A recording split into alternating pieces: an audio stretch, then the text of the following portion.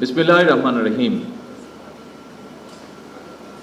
Present guard regiment PGR এর ৫১তম প্রতিষ্ঠা বার্ষিকী অনুষ্ঠানে উপস্থিত প্রতিরক্ষা বিষয়ক উপদেষ্টা, সেনাবাহিনী, বিমান বাহিনী প্রধানগণ এবং সহকারী নৌবাহিনী প্রধান, ঊর্ধ্বতন সামরিক অসামরিক কর্মকর্তাবৃন্দ, পিজিআর এর গার্ড রেজিমেন্টের কমান্ডার এবং সদস্যবৃন্দ এবং উপস্থিত সুধীবৃন্দ, আসসালামু আলাইকুম।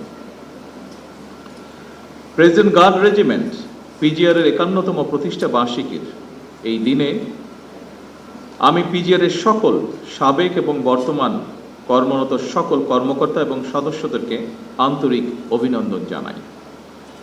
নিশ্চিদ্র নিরাপত্তা গার্ডসের লক্ষ্য এই মন্ত্রে উজ্জীবিত হয়ে আপনারা সর্বদা আন্তরিকতা, পেশাগত দক্ষতা, কর্তব্যনিষ্ঠা, সাহস এবং দেশপ্রেমের শপথে বলীয়ান হয়ে দায়িত্ব পালন করে চলেছেন এবং করছেন। পিজিআর এর প্রতিষ্ঠাবার্ষিকীর এই দিনে আমার জীবনের সবচেয়ে শোকাবহ এবং হৃদয় বিতরক ঘটনা আমার পিতা, বাংলাদেশের স্বাধীনতার ঘোষক প্রেসিডেন্ট জিয়াউর রহমানের শাহাদাতের কথা মনে পড়ছে। ১৯৮১ সালের ৩০শে মে চট্টগ্রাম সার্কিট হাউসে প্রেসিডেন্ট জিয়াউর রহমানের শাহাদাত বরণের সময় কর্তব্য পালনরত পিজিআর এর কয়েকজন সদস্য শহীদ হয়েছিলেন। আজকের এই দিনে আমি পিজিআর এর সেই সকল শহীদদের গভীর শ্রদ্ধার সঙ্গে স্মরণ করছি। আল্লাহর দরবারে তাদের মাগফিরাত কামনা করছি।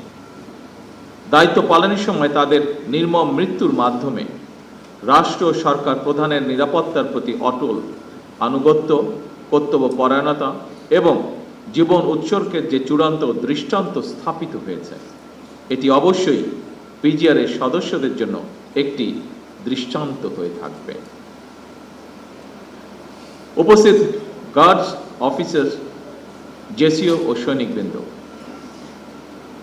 মহামান্য রাষ্ট্রপতি এবং রাষ্ট্রের গুরুত্বপূর্ণ ব্যক্তির নিরাপত্তায় ১৯৭৫ সালের এই দিনে প্রথমে রাষ্ট্রপতির দেহরক্ষী ইউনিট নামে একটি নতুন রেজিমেন্ট আত্মপ্রকাশ করেছিল। পরবর্তীতে তৎকালীন সেনাবাহিনী প্রধান মেজর জেনারেল জিয়াউর রহমান ১৯৭৫ সালের ১৯শে সেপ্টেম্বর রাষ্ট্রপতির দেহরক্ষী ইউনিটকে প্রেসিডেন্ট গার্ড রেজিমেন্ট হিসেবে অবহিত করেন। এই নতুন নামকরণ রেজিমেন্টের কার্যক্রমকে আরও আত্মপ্রত্যয়ী এবং গতিশীল করতে ইতিবাচক ভূমিকা রেখেছে। প্রেসিডেন্ট গার্ড রেজিমেন্ট পিজিআর প্রতিষ্ঠার ইতিহাসে মেজর জেনারেল জিয়াউর রহমান একটি অবিস্মরণীয় এবং অনুপ্রেরণামূলক নাম। উপস্থিত সুধীবৃন্দ, আমার বাবা মা দুজনেই বিভিন্ন সময় বিভিন্ন মেয়াদে আল্লাহর রহমতে রাষ্ট্র এবং সরকার পরিচালনার দায়িত্ব থাকায় সঙ্গত কারণেই পিজিআর এর কার্যক্রমের সঙ্গে আমি ছোটবেলা থেকেই পরিচিত। পিজিআর এর কাজটি অবশ্যই চ্যালেঞ্জিং, কারণ রাষ্ট্র ঘোষিত অতি গুরুত্বপূর্ণ ব্যক্তিবর্গের নিরাপত্তা প্রদানের পাশাপাশি রাষ্ট্রীয় বিভিন্ন আনুষ্ঠানিকতার দায়িত্ব পালন করাও আপনাদের অন্যতম কর্তব্য। এই দায়িত্ব পালন করতে গিয়ে আপনাদেরকে নানা রকমের পরিস্থিতির সম্মুখীন হতে হয়। এইসব দায়িত্ব পালনের ক্ষেত্রে আপনাদের বিশ্বস্ততা, দায়িত্ববোধ এবং কর্তব্যপরায়ণতার বৈশিষ্ট্য আপনাদেরকে নিঃসন্দেহে একটি সুশৃঙ্খল বাহিনী হিসাবে পরিচিত করেছে। সম্মানিত সকল সুধীবৃন্দ,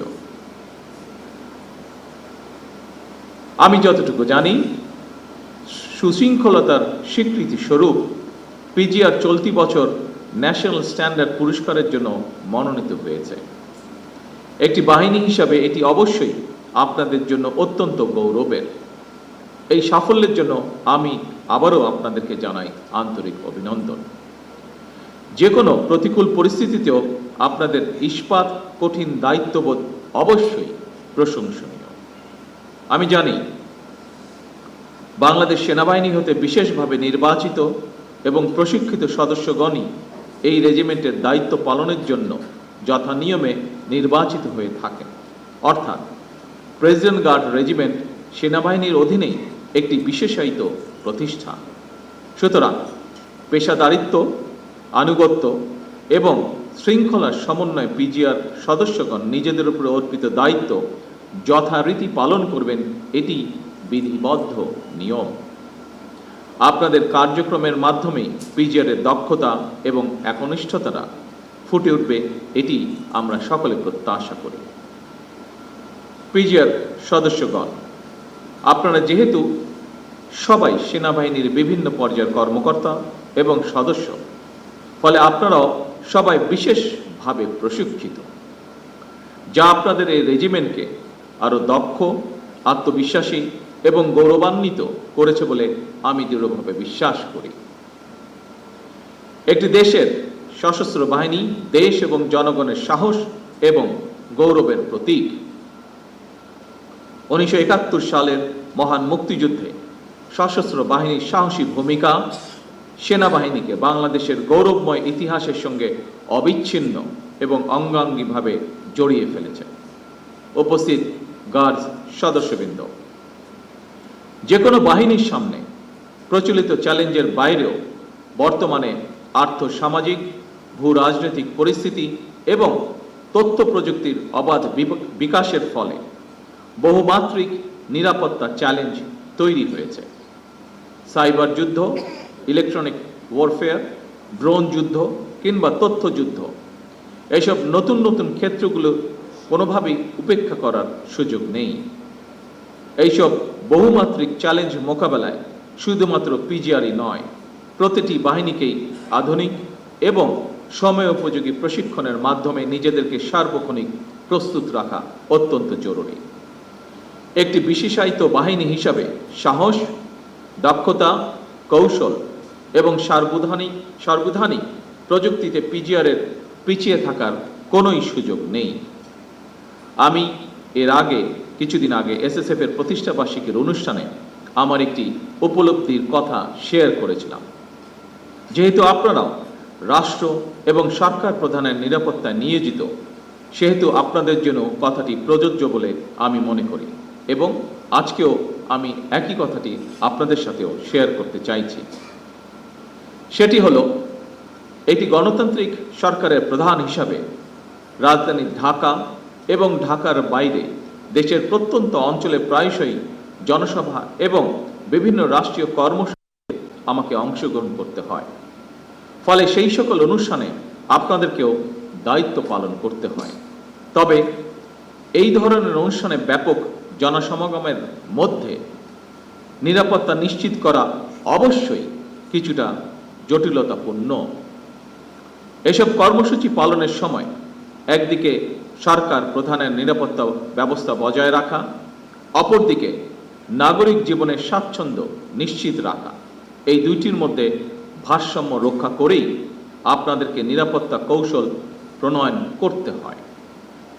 তবে আপনাদের প্রতি আমার আহ্বান, নিরাপত্তা কৌশল এমনভাবে বিন্যাস করা জরুরি, জনগণ যাতে নিজেদেরকে সরকার প্রধান থেকে বিচ্ছিন্ন মনে না করেন। একটি গণতান্ত্রিক সরকারের প্রধান হিসাবে আমি জনগণের বিশ্বাস এবং ভালোবাসার উপরে আমার আস্থা এবং নির্ভরতা বজায় রাখতে চাই।